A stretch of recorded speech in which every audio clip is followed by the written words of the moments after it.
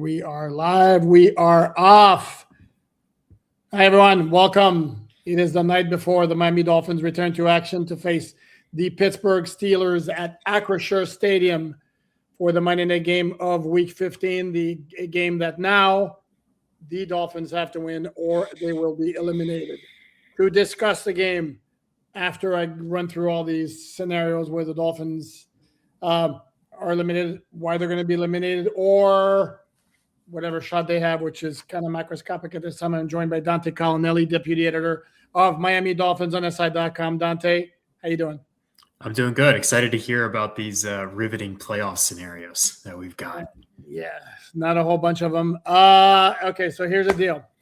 The Dolphins, as you probably know by now, did not get any help whatsoever during the early Sunday games, with the Buffalo Bills coming back from a 21-0 deficit to defeat the New England Patriots 35-31. The Jacksonville Jaguars spanked the New York Jets as expected. I don't even have what the score here, 48-20. And the Houston Texans defeated the Arizona Cardinals 40-20, again, as expected. The LA Chargers defeated the Kansas City Chiefs 16-13. The Dolphins were not going to catch the Chargers anyway because Chargers already had 9 wins because they beat the Dolphins head-to-head because of the tiebreaker. But Kansas City's out of the playoffs. Shame. Really a shame. Sucks for Patrick Mahomes, tore an ACL at the end of that game. That sucks. Hoping for him and for the NFL that he's back for the start of the 2026 season.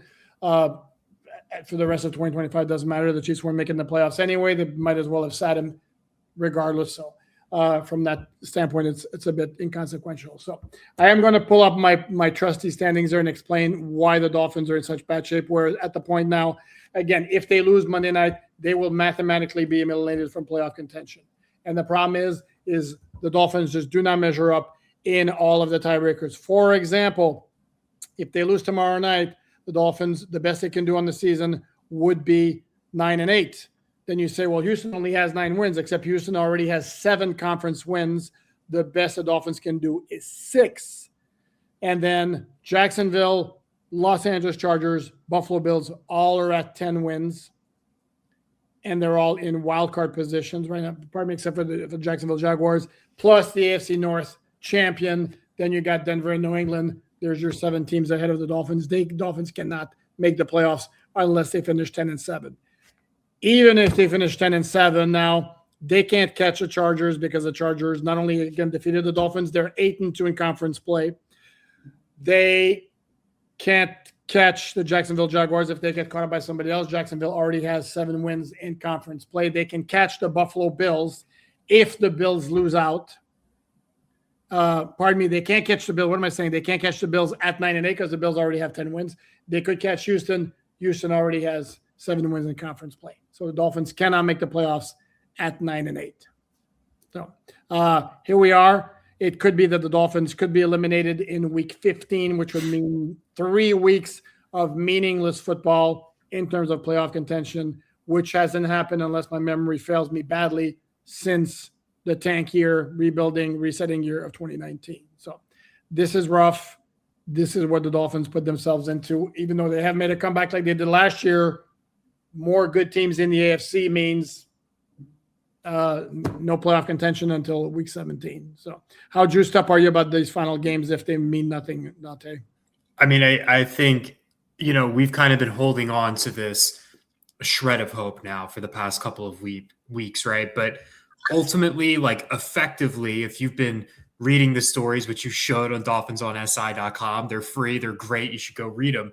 If you've been reading them, you've known that the Dolphins' playoff chances have been roughly 1% for the better part of a month. Yep. Regardless of how many wins that they've strung together, they've been hanging on by a thread. It's just pure desperation, a total fantasy that they were going to make the postseason. And technically, they still have that same fantasy. It hasn't technically evaporated from them. It just got even harder today. And so, to me, I think they've been not playing meaningless football all season, because that would be ridiculous. But this is not a playoff team. This has not been a playoff team for a long time.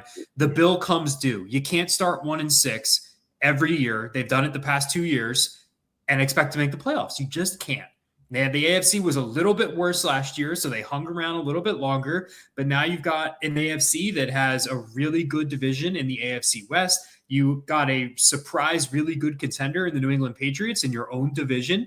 And so that eats up spots. And then even if you want to go to the AFC South, they might have 3 playoff teams. They could. The Colts are falling off a cliff here a little bit, but they're still in it. They're better than the Dolphins. They got 8 wins.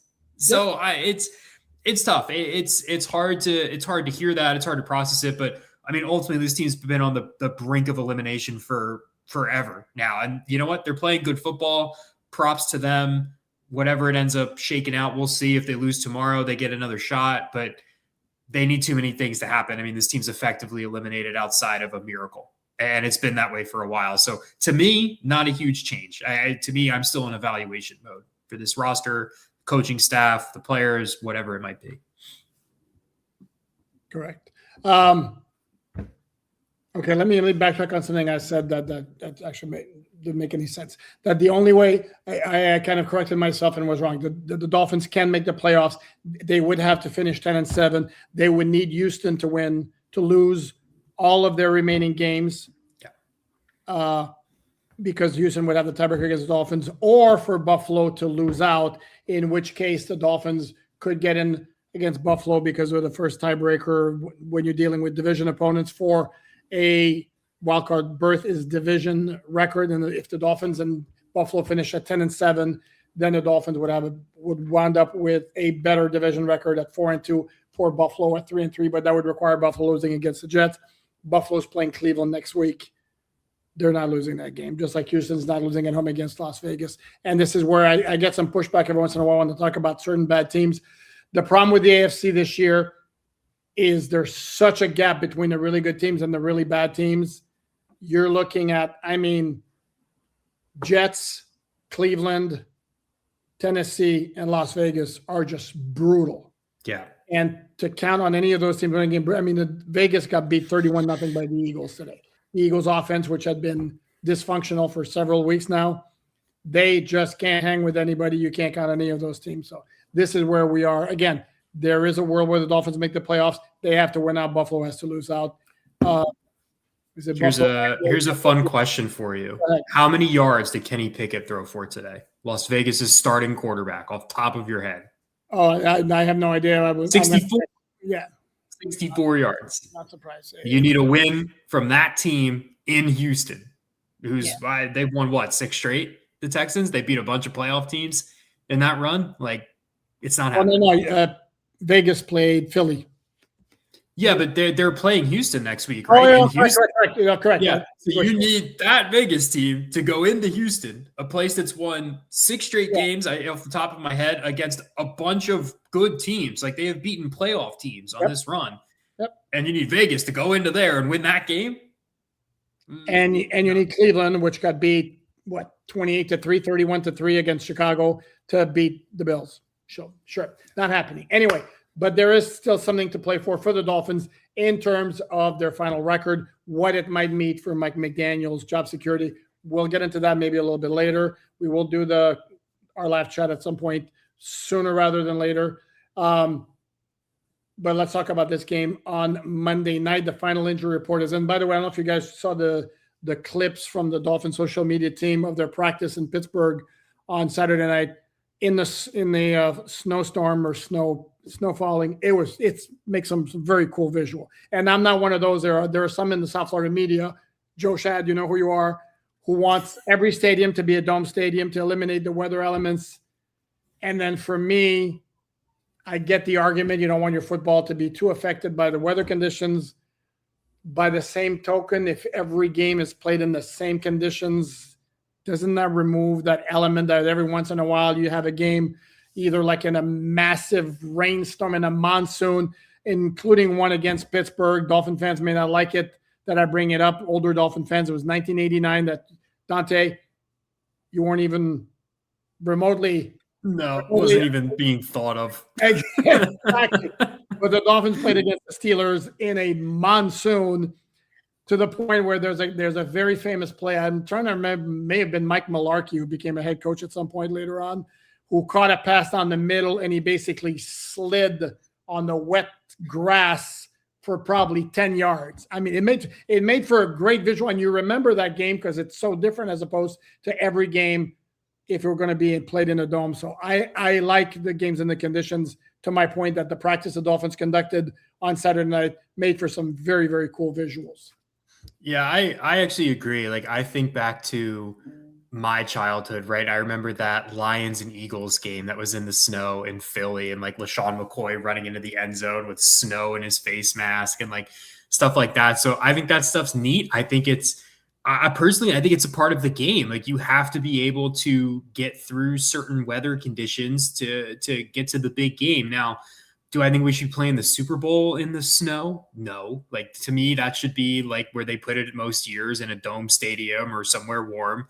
Like, I don't want that stuff affecting the Super Bowl. But to me, if you get, a big regular season game in the snow, a little bit of rain in there, like, that's football, man. Like, you got to be tough. You got to be able to grind some yards out on the ground and stuff. I think like the games that bother me are like the ones that the Dolphins played against the Chiefs in the playoffs a couple of years ago, where it's not really like there's no like snow or rain. It was just like, you might die cold out, and the wind was like, 40 miles an hour and nobody could move.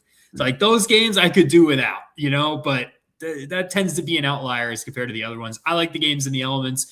And I think it's smart that the Dolphins went out there and tried to attack that on Saturday. I don't know how much I put into that from like how much will it help you POV, but I do think it's smart, even from, the men trying to overcome the mentality of, hey, we can't do this in the cold. We haven't done it in the cold.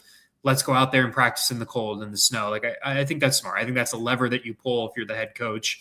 I like it. I like the idea of it. Like you said, it's a great visual. I don't want to see every stadium in a dome. I think that would be super lame, personally. No, I agree.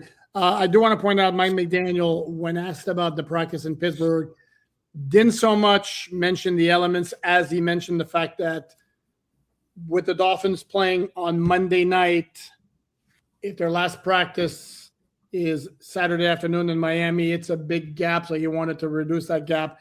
I do think there's something there as well. The other point I want to make, and I wrote about this on Miami Dolphins on SI.com, about this damn stat about the Dolphins never winning in cold weather. And I said it on the podcast as well. I'm going to say it again.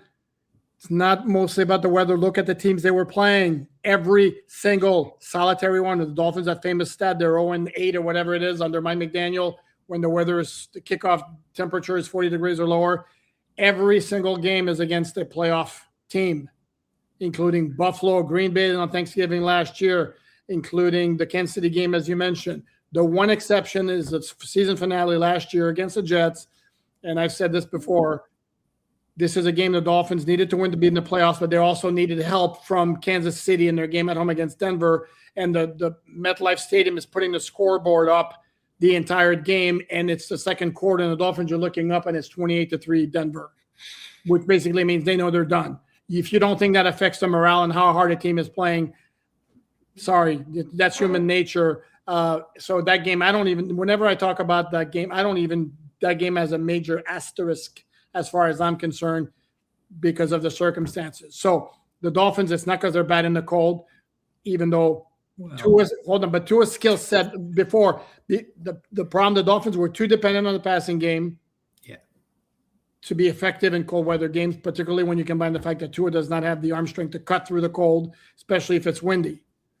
But the major reason they lost wasn't so much that in my eyes, it was the fact that they were playing really good teams, that the Dolphins just don't measure up against really good teams, regardless of the conditions. So now Monday night, their new formula,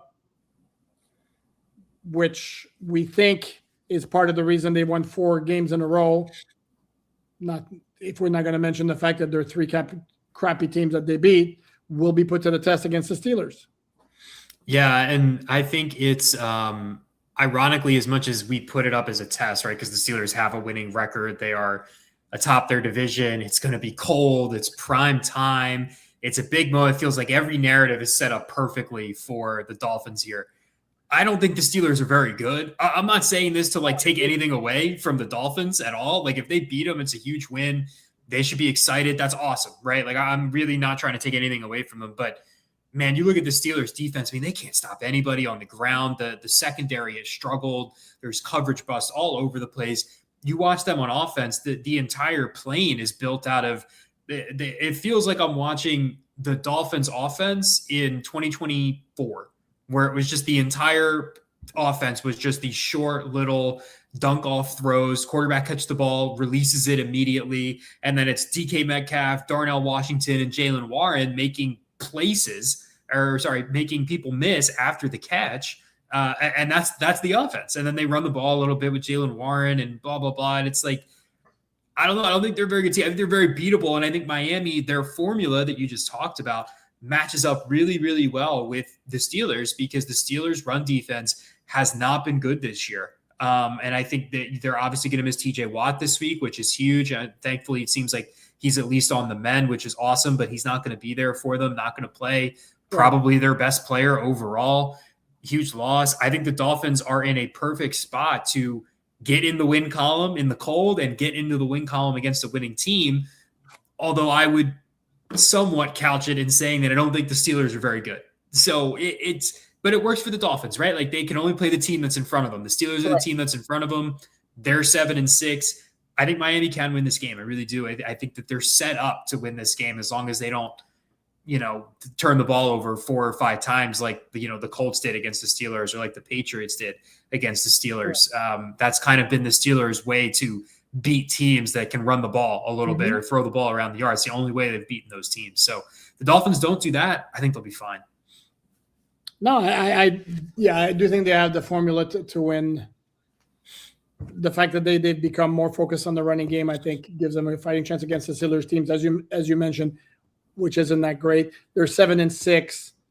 They're playing to hang on to the lead in the AFC North. With Baltimore is now 7-7. So, some updates on the injury front for the Pittsburgh Steelers. They announced on Sunday that tight end Darnell Washington, supersized tight end Darnell Washington, that dude is big. Clear concussion protocol. He's been removed from the injury report. He will play. The Steelers did rule out TJ Watt, as you mentioned, cornerback James Pierre with a calf injury. James Pierre, who's ranked, I want to say, 3rd or 4th by Pro Football Focus among all NFL cornerbacks, if you believe in those metrics, which also have Rasul Douglas at number 5. Probably Asante Samuel Jr. or Brandon Echols, a former New York Jets starter. We're going to start opposite Joey Porter Jr. for the Steelers. But James Pierre has been one of their better defensive players. For those wondering, no, Jalen Ramsey's not going to play cornerback against the Dolphins. He's been moved to safety. Several weeks ago because of injuries, and that's where he is going to stay. Derek Harmon, the Steelers' first-round pick defensive tackle from Oregon, listed as questionable with an injury. He didn't play last week against Baltimore, and the Ravens rushed for over 200 yards, even though the Steelers won the game. The Dolphins, as you saw, have only 2 players on their final injury report. Everybody else checked out, including Devon Achane, including Aaron Brewer, including Chop Robinson, including Jack Jones. So that was the great news. The one who's doubtful is Elijah Campbell, which will potentially hurt the Dolphins on special teams. And this is where the Dolphins might make a move, a practice squad elevation, which those are due for a Monday night game, Monday at 4 p.m. It's not the day before. So keep an eye on perhaps something happening there. And then the Dolphins listed Andrew Myers questionable. My guess is, I think at that time tomorrow, there's going to be an update to the injury report. Andrew Myers has been downgraded to out because he's not getting activated off IR this particular week. But overall, it's a very good, clean, almost a clean bill of health for the Dolphin roster at a time of the year when it would be great if it was, impactful in terms of them being in a playoff race. Yeah, I mean, I think the extra day probably helps too, right? Get a whole another day of treatment, a whole another day of rest. And, for some of those guys, maybe they would have been questionable going into a Sunday game, and instead they're just ready to go for Monday, which I think is obviously a big deal. And look, if you're going to win in the cold and win against a Steelers team that is fighting to win the division, you need Devon Achane and Jack Jones and those players and Aaron Brewer. You need all of them. So it's good that they're going to be in the lineup. And then I think the big one for the Steelers will be Derek Harmon. If you read the piece that I wrote this week about their run defense and how it's affected without TJ Watt, I threw a little nugget in there about Harmon. When he plays, they give up, I think it's 96 rushing yards per game with Derek Harmon, and then it's 146 yards per game without Derek Harmon. And Harmon's missed about 4 to 5 games this year, so it's actually a decent sample size. It's not just 1 or 2 games. So if he's out, I feel even better about Miami's chances to use their new formula to win that game, because Harmon is the Steelers' best run stuffing player, and without him, that really bad run defense is worse. Yeah, I'm calling up right now. So right now it's snowing in Pittsburgh. And then we have for tomorrow, there's no snow in the forecast. It's going to be cold. The temperature is going to be around 20 degrees at kickoff time. Wind was supposed to be around 10 miles an hour with gusts up to 21. That's going to be an issue. And then interesting question, because I in my game preview on MiamiDolphinsSI.com, content's all free, check it out. I had Dolphins winning 20-16. It's one of those where flip a coin, I can easily see go either way. Maybe I'm being naive. Maybe I believe the Dolphins have discovered something, and they're in Mike McDaniel's in his bag right now in terms of the play calling with the run game. I don't think the Steelers are a great team, so I think the Dolphins actually can make a step up in terms of what they've been able to do against good teams in the cold late in the season.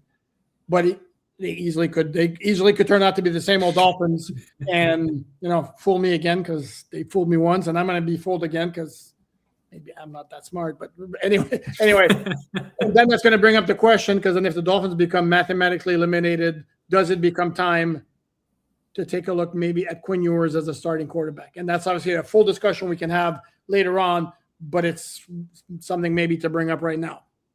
Yeah, I think we're going to run into that problem that we've run into all year of, is Mike McDaniel coaching for his job going to turn to Quinn Ewers?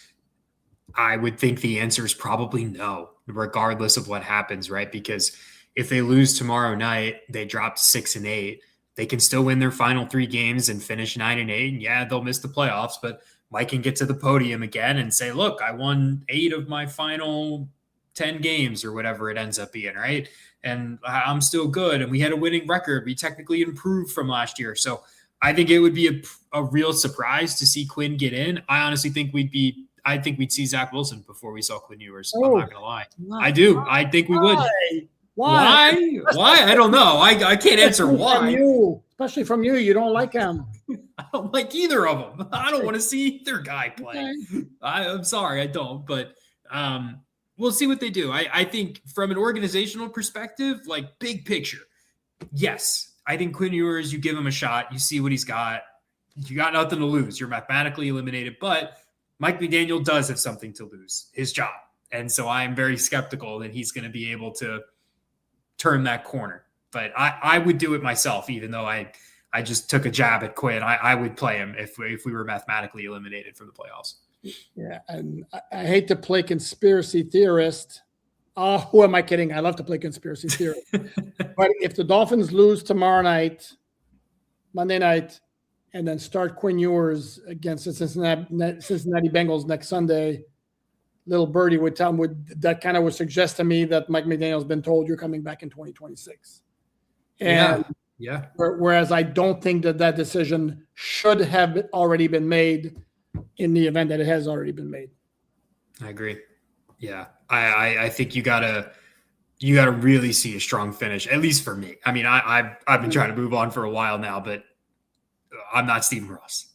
So no, I agree. If we see the same problems again, like there has to be some sort of progress to suggest that things will be different in 2026, because right now, even though that 4-game winning streak is great, we saw that last year in that 4-game winning streak, but we saw the turnaround after they were 2-6. So is it in one aspect? Sure, it's fine that your team showed enough fight to not give up at that point and make a little bit of a run in the second half of the season. You also buried yourself in terms of playoff chances, like by the halfway point of the regular season. So if you do that back-to-back seasons, I mean, that's not progress. The progress needs to come in the form of showing something different later in the season that's been missing throughout Mike McDaniel's tenure. And if that doesn't occur, whatever it looks like in terms of wins and losses, then I think the Dolphins absolutely should move on. So to me, it's not necessarily a set number that they have to be 9-8, they have to be 10-7, they have to be whatever. I think there needs to be some sort of progress moving forward. I mean, the thing that I've been falling back on the past couple of weeks is, to me, like, the late season run is less impressive when you've been 2-6 and 2-7 or whatever it's been back-to-back years. Like, it causes me to ask more questions. I'm not saying, oh, look how impressive it is that the Dolphins didn't quit. That's the bare minimum. Not quitting is the bare minimum. Why are you 2-7 2 straight years where, you know, look, especially last year, I mean, they put together a team that was supposed to be very good, right? Like this year, you know, a bit of a mini-ish reset in the offseason, like whatever. Okay, fine. You know, you're not gangbusters, but you're 1-7 or whatever it was, 2-6 this year. Like, I'm asking more. I'm more concerned about that than I am impressed by the fact that you've made a mini run in the middle of the year. Oh, you didn't quit? Congratulations. That's your job. Like, I'm not impressed. I'm not. I'm happy that they're making a run. I'm happy that they're making it interesting. I think that McDaniel deserves credit for holding the team together, but this is 2 years in a row now. This is a trend now. You've repeated this. It's not just a blip on the radar. It's 3 great years and 1 bad year. No. This is 2 years in a row where you've effectively eliminated yourself from the playoffs in week 8. To me, that poses a lot of questions about the head coach. And then this year, you didn't have the built-in excuse that you had last year, which was that you were without your starting quarterback. Correct.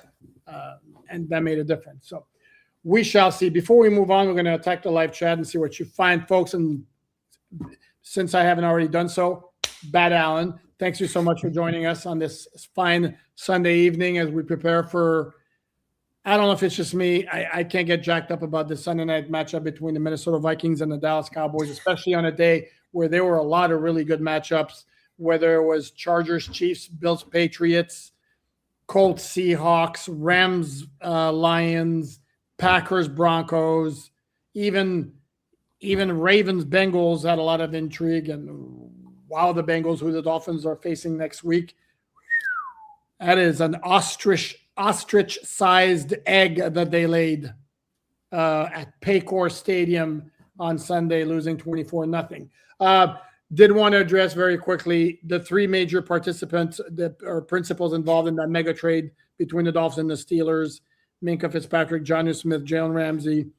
Probably not surprisingly, all of them publicly completely poo-pooed the reunion game, whatever. But I'll be very interested to see. It's funny because somebody in the mailbag on MiamiDolphinsSI.com asked me jokingly, I think it was a joke, whether Jalen Ramsey and Mike McDaniel would shake hands before or after the game. And I'm like, I don't see no handshake coming there. So, and Jonnu Smith was asked if this game meant more, and he was like, well, same deal. And same with Minkah. And to that, we,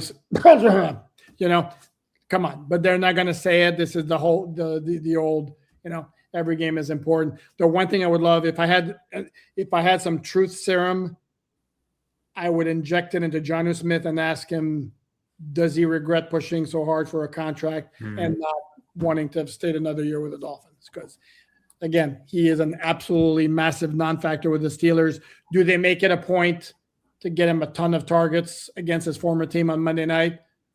Who knows? Again, this is not a juggernaut of an offense. There have been a lot of checking down from Aaron Rodgers.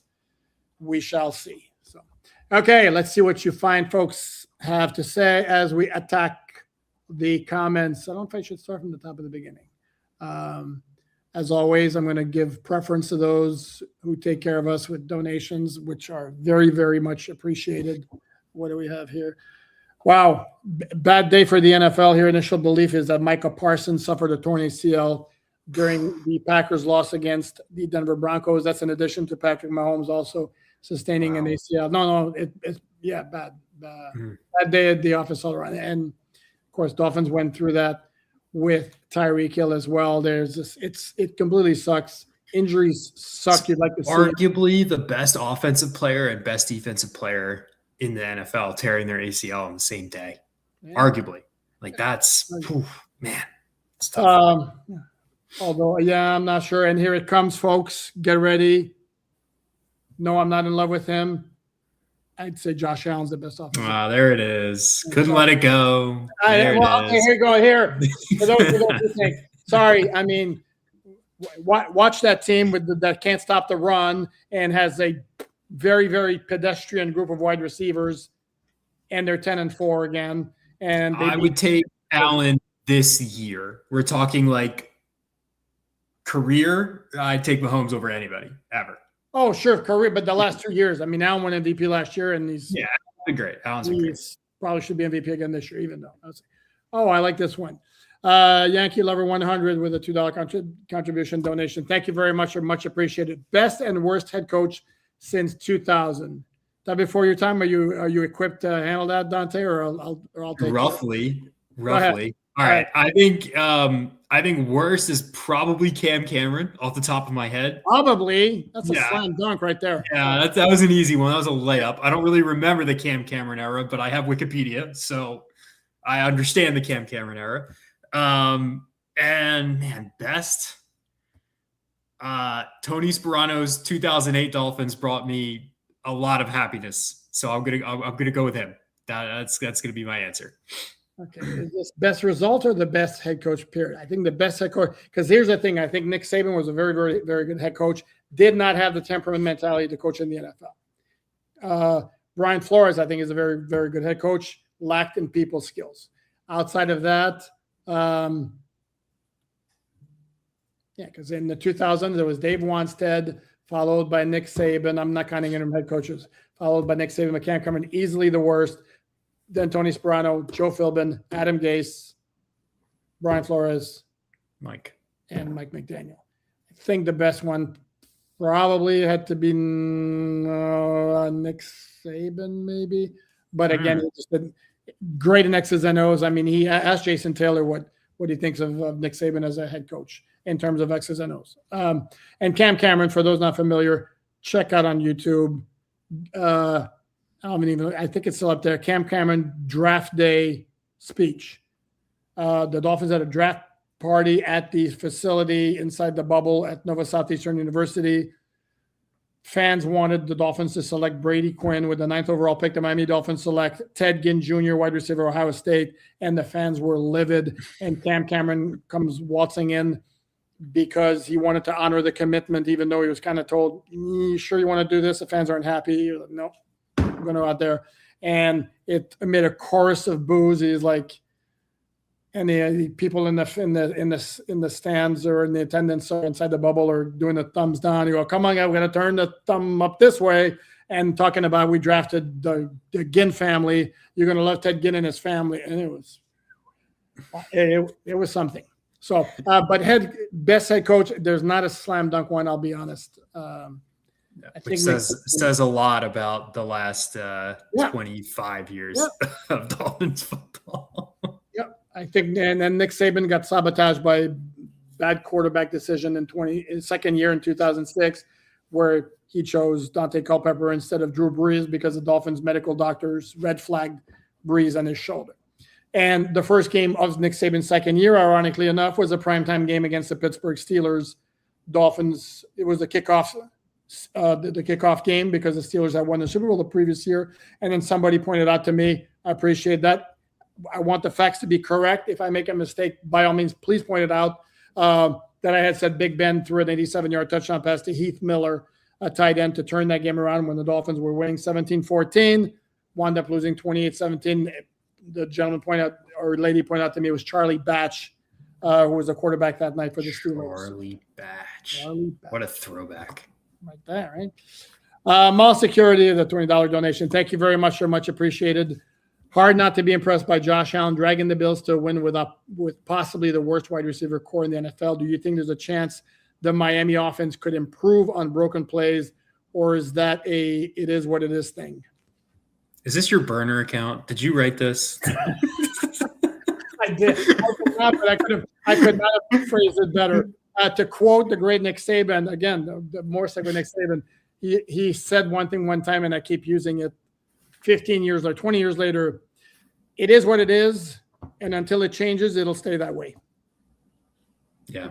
I no argument for me. Yeah, no, there is. Sorry, Josh Allen, Tua Tagovailoa, not the same kind of quarterbacks. Yeah, not going to happen.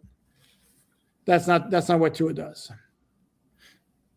Ian Mason, Ian, thank you very much for the donation, sir. Well, any chance the Finns have to make the playoffs basically died, and I'm terrified it's the Bills this year.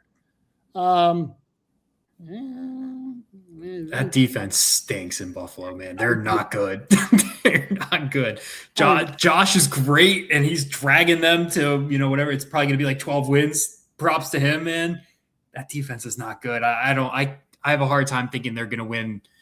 Probably they're going to – I guess they could still get the division. So they either have to win 3 straight or 4 straight. I don't know, man. That's going to be tough. Yeah, here's the thing. New England, even though with the loss today, I forget who they have next week. New England doesn't need to do anything other than defeat the Jets in week 17 and the Dolphins in week 18, and they clinch the AFC East. Yeah.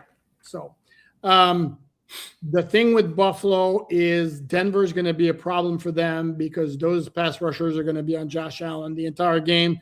And I don't know how much magic he can work with guys hanging on around his shoulders and his ankles the entire day. I think that would be a hard pull. I think the Buffalo would need somebody to knock off Denver, which is 12-2. They're going to get a bye. No one's going to knock them off. I know, and they're good. I just don't see. I don't know. They're that great. Weird. It's weird. Weird team. Yeah, there's just like no great team in the NFL. Julian Divas, thank you very much for the donation, my friend. If the Dolphins are out of playoff contention, will I get to see my BYU legend Zach Wilson? I want to see if he will be re-signed or not.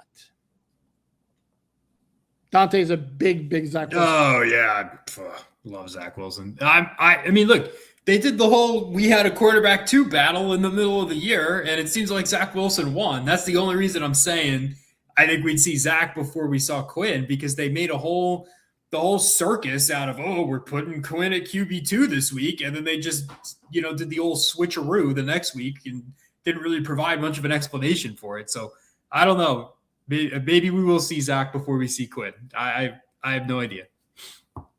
Yeah, I don't know. I'd be inclined to think, as Dante mentioned earlier, that Mike McDaniel's playing for his job, that I think we're going to see Tua pretty much all the way until he is told you're back in 2026, where that no longer a concern, because right now, whatever we think about Tua, he's still easily the best quarterback on this roster. Yeah. And as far as Zach Wilson being re-signed, it may be. I don't know. We haven't seen him play other than garbage time. And if Mike McDaniel's back, I don't know what would have changed in terms of his opinion of Zach Wilson. It's not like Zach Wilson's going to be flooded with offers either.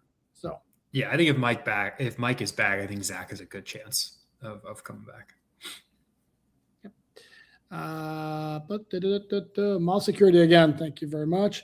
Unsure if it is the primary cause, but the season seemed to turn around 6 OL package rollout. Do you think it might have long-term staying power? Dante, you want to take that one? Great question. I love it. Wrote a whole story about this, dolphinsonsi.com. You can go look at it now. The long answer is in the story. I'll give you the short answer. Yes, I do think it can stick around. If you look at the NFL as a trend, they are using more heavy formations, right? I think a lot of times when you look at the history of offensive progression in the NFL, at least the past 10 to 15 years, it kind of ends up being a circle where teams go, oh my God, speed. And then they run all over around the yard. And then everybody's like, we're too small. And they get big. And then everybody goes, well, the offense is really big, so we're going to go fast again. And you kind of get this nice little circle where it comes right back around again. Right now we're in the formations are heavier, more tight ends, more offensive linemen. I think for the Dolphins specifically, why it's been so important is because it shows defenses that they can do something different. The Dolphins had the entire offense was built out of the same plays, the same concepts with the same players. They didn't have any change-ups. They didn't have a curveball to throw at defenses. Now they do. They can show them something different. They can pass out of the formation with 6 offensive linemen. They can run out of the formation with 6 offensive linemen. So yes, I do think it's here to stay. I think ideally, if Mike McDaniel stays or if they get another head coach in, I think they'd like it to be a bit more of a traditional tight end thing and use the 6 offensive linemen a bit more situationally. But I do think, generally speaking, it's here to stay, and heavier formations across the league are here to stay. Okay. And yeah, as you mentioned, everything is cyclical. What's going to happen is it could work for a while. At some point, defenses are going to figure it out. Exactly. And adjust and start stopping it. My only thing is it the primary cause for the reason turning around? What I've said all along is when the Dolphins were 1-6 or 2-7, whatever, to me, I don't want to hear the crap of like you are what your record says you are, even though I'll use it when it suits my but it's like I looked at the Dolphins, it's like that wasn't that terrible of a team. They just like that like I'll give you another example. Kansas City last year, number 1 seed in the AFC. I watched them the whole year. It was like they're not that good. They just keep finding a damn way to win and what happened this year? That wasn't there. They found all the games they kept winning, the close games they kept winning last year. Well, this year they lost them. Guess what? They're already out of the playoffs. And so for the Dolphins, to me, it was like it's going to turn around at some point to some degree because they're not that bad of a team. It's just they're so close and it's not happening. All of a sudden, it starts happening a little bit. Then the schedule gets tough. I know some Dolphin fans don't want to hear this. I'm sorry. That's a fact of life. The last 3 teams they beat, they were 3-10. Before today, now New Orleans is 4-10. Jets are 3-11, and Washington won. So they're slop fest game. 1-11. I mean, so these are not good teams. And a lot of those teams were missing key players because you beat Washington without Terry McLaurin and without Deron Payne. Okay, that helped. The Dolphins also have been able to play with a lead the entire time. What happens now if they fall behind quickly 7-0 against Pittsburgh? Hey, that kind of changes things. So I do think that if Mike McDaniel sticks around, he will maybe make more use of it, but I don't know that it's the cure-all to everything. It's an ends to a means. Yeah, it could be one element. Ian with the $5 donation. Thank you very much, sir. Watching how Tua played versus the Jets compared to Lawrence today is laughable. Jags might be a legit threat in the AFC with that defense too. Yeah, he's playing some really, really good ball, and that defense is good. I don't know. It's not Houston good, but that defense is good. Oh, and by the way, defense whose coordinator is none other than Anthony Campanelli, former Dolphin assistant. Yeah. Really, really good dude. Really happy to see all the success he's having over there. And you look at the list being produced of all the hot head coach candidates heading into what's going to be the coaching cycle hiring period. A whole lot of former Dolphins in there, including some current ones. You see Lou Anarumo mentioned. You see Matt Burke, the DC of the Houston Texans. You see Anthony Campanelli. A whole lot of them. Brian Flores is mentioned as well. So, yeah. I personally find it interesting that if you had said Trevor Lawrence was better than Tua Tagovailoa this preseason, you would have had to turn your Twitter mentions off. Now here we are. Oh, yeah. On December 14th. Yeah. Interesting how that goes. How about that? He's had a better season. I don't think anybody can argue that. No. Omar Davila. Omar, thank you very much for the $10 donation, my friend. Why are they 2-7? The roster sucks. QB is awful. No line D-line till game 7. It's not McDaniel. It was Grier. So is it Grier now? Because it's the same players. Does the roster still suck? A part of it, Omar, I will give you this. A part of it was there was so much turnover from the roster last year that didn't help.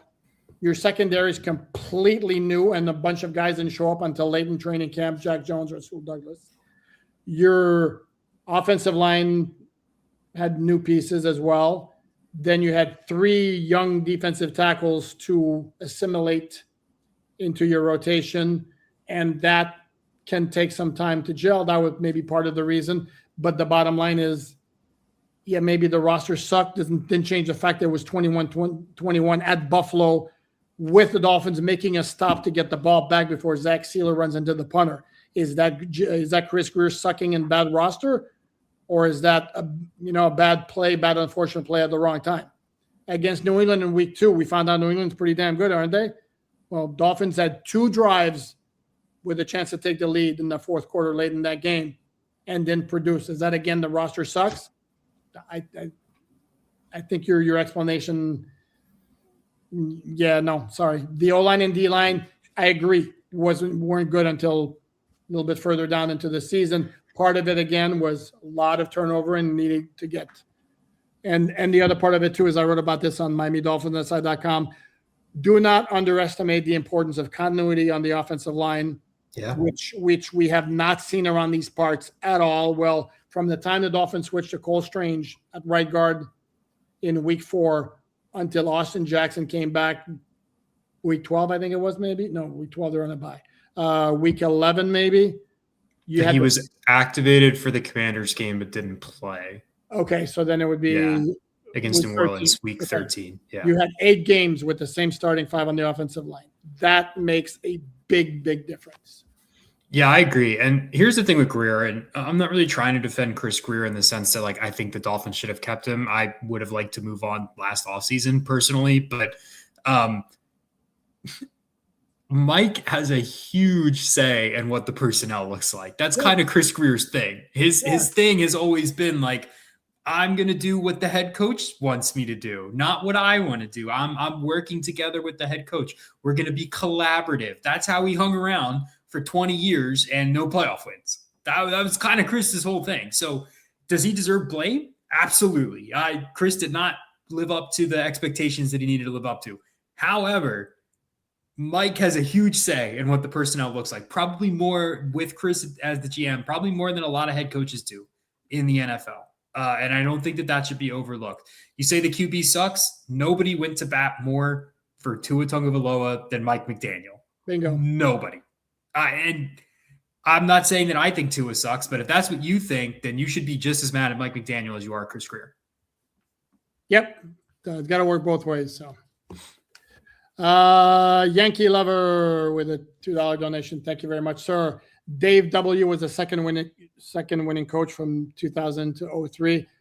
He did it with Jimmy Johnson's defensive core, which was hellacious.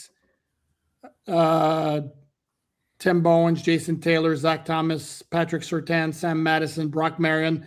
These were all brought in. These are all players who were brought in by Jimmy Johnson. And so I know I like Dave Wannstedt as a guy. I don't think anybody ever accused him of being a great head coach. Sorry. And he rode Ricky Williams into the ground. So no. And I trust me, I know his record. He's also the last Dolphin head coach to last 4 full seasons, which is something Mike McDaniel will match in 2025, barring an unforeseen circumstance. But no, I don't think he was a great head coach. Mandalorian for the £5 donation. Thank you very much, sir. Let's run it back and go all in on being a run first team next season. I know you'd like that, right? I mean, I don't know about running it back with everybody. I'd like some changes, but I'd like to run it back as a run first team. Sure. Yeah, I can get behind that. If you look at all the top seeds, is there really a team that's a run first team? I'll go look, and by conference in the AFC, Denver, the running game sucks. Yep. New England's been more riding the arm of Drake May than anything else, even though they got a huge performance today from Travion Henderson. Jacksonville's about defense. Probably they run the ball well, though. Do they? ETN's been good this year. Okay. Yeah. Chargers are 10-4, and it's their defense and Justin Herbert.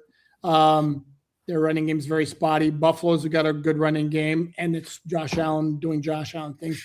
Houston is pretty much all the defense. In the NFC, the Rams, very good balance. Yeah, but they have very good balance. I mean, that's a run. That's a run first team scheme wise. Scheme wise, yes. That's the whole thing with McVay. That's his whole thing is we're gonna show you run looks and throw out of them. That's his whole thing. Well, okay, but if they pass more than they run, is basically my point. I mean, Chicago would be one good example. And what Chicago did is they loaded up in the offseason on the offensive line, and man, they hit. Yeah. Like where the Dolphins signed James Daniels through no fault of his own. He lasted 3 snaps. The Bears traded for Joe Thuney from the Chiefs, previously of the Patriots, and that guy is a player. and he's made a huge difference. They also signed Jonah Jackson as a free agent, and the center also as a free agent. I can't remember who his name is. Yeah. Here's the point to that, right? Is who your quarterback is should dictate the type of offense that you have, right? If you have Matthew Stafford, yeah, dude, go out there and sling the ball around the yard. If you got Josh Allen, sling the ball around the yard. If you're the Broncos and you have Bo Nix, it should be dink and dunk and play really good defense. That's right. And I think with the quarterback that the Miami Dolphins have and will probably have next year, I would like to be a run first team. That's all I'm saying. Okay, fair enough. I have to answer this one. Is that a mohawk? No, it's not a mohawk. Does it look like a mohawk? No. You would not catch me dead with a mohawk. So I don't know if it's not showing up. I think the screen is kind of eliminating the sides. No, but I don't do mohawks. Never did, even when I was a little bit younger.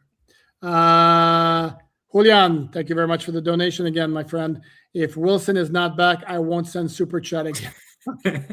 Okay, I will petition Champ Kelly as interim GM to sign that man to an extension right now.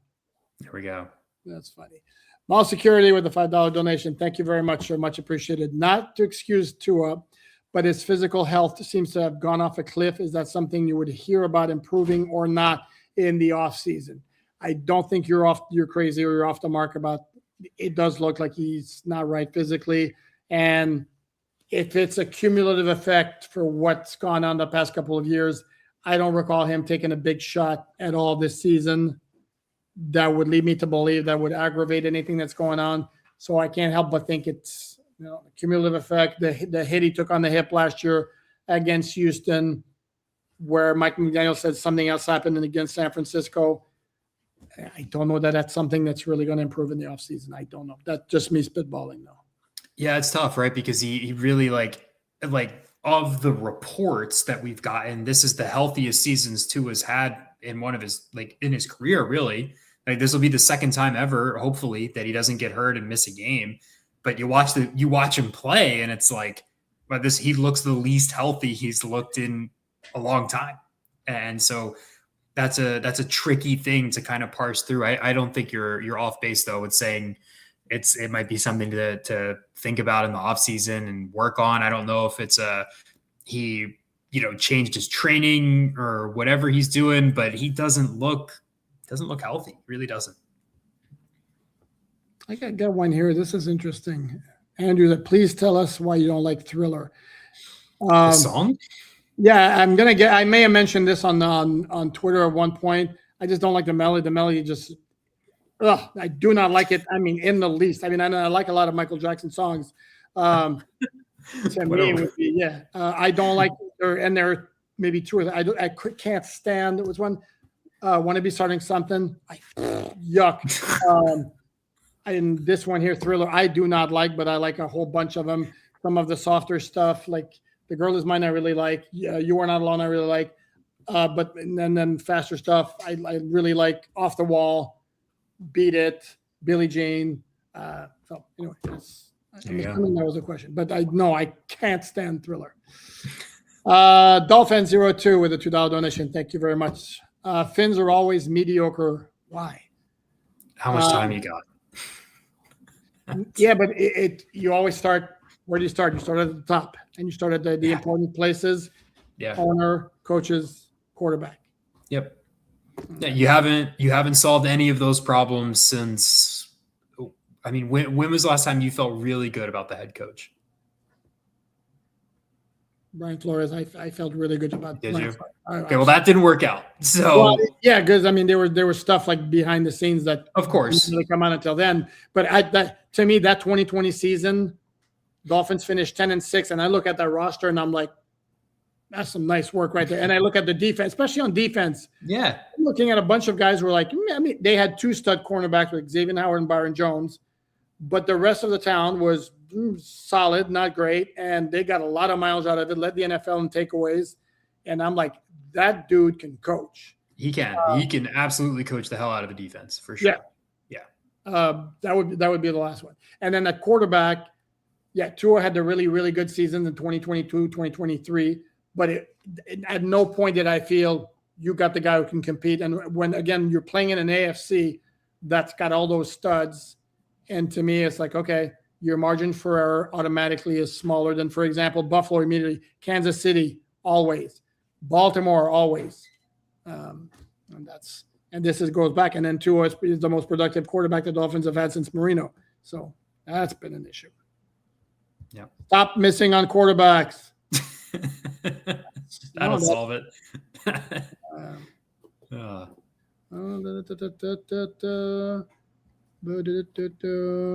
the way, those in the live chat who are coming here promoting other products, I will delete you. I'm doing it right now as we speak, as I look through the live chat. Ian, again, my friend, thank you very much for the $5 donation. $54 million a year to a quarterback to be a run-first team. I don't disagree, but that's hilarious to think about. At some point, a team is going to make you throw to win. I don't disagree with your comment either, Ian. You're absolutely correct on all fronts. We'll see. It's going to happen. We wrote about it. You can read about it on the site. It'll happen in these next 4 games, so we'll get a nice little preview maybe. Yeah, and to me, Tua has been a game manager this year. Like he's been like a solid, not great game manager this year, which is fine. Not when you're paying him what you're paying him, yeah. which is the problem. Omar, again, a $5 donation. Thank you, Omar. Can the Dolphins request Tua to get a physical done in the offseason? Is the hip sound? Is that allowed by the league? Of course it's allowed by the league. And they absolutely will get a physical. My understanding is that every player gets one before camp. Yes. Right? They have to pass a physical to practice and play. So, yes, he will get probably a few, would be my guess. There's probably more that we don't even think about because you never hear about them. Correct. And when you see guys begin training camp on PUPs because they couldn't pass the physical. There you go. They remain on PUP until they can pass the physical. Michael Jackson's number 1, I want to rock with you. I'll allow it. It's okay. It doesn't floor me, but it's okay. It's all right. Not again, to me, no Thriller and want to be starting something.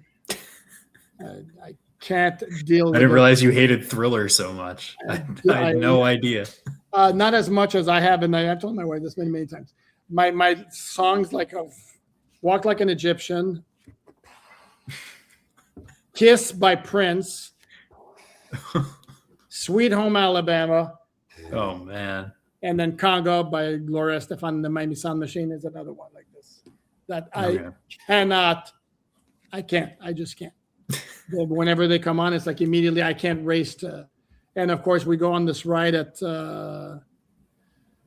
was it Universal or one of the Disney parks, Guardians of the Galaxy, and they play a rock song as you start the roller coaster. And the first time I'm on it, and they have a choice of 5 or 6 songs, including Everybody Wants to Rule the World, which completely kicks ass. The song I get is Conga, and I'm like, you have got to be kidding me.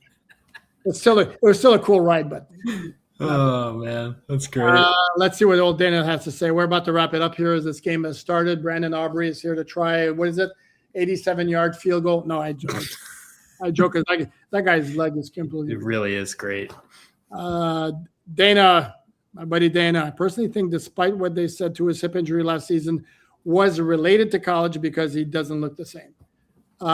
They did say it was not related to college. So, but I don't think it's crazy to suggest that. Did they run a fake here? Yep, said they run a fake.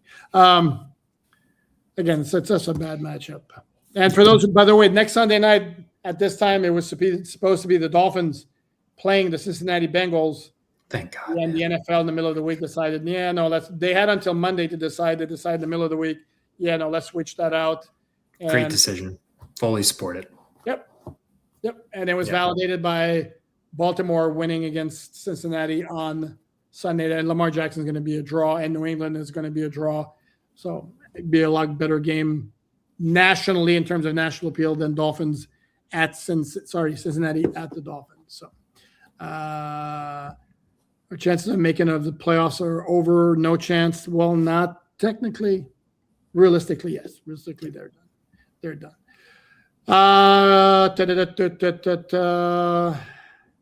There's Tua grab INT lead in NFL. Geno Smith was hurt and didn't play Sunday. We'll find out. We'll see. We'll find out. And the Dolphins have also been very good in the turnover ratio department.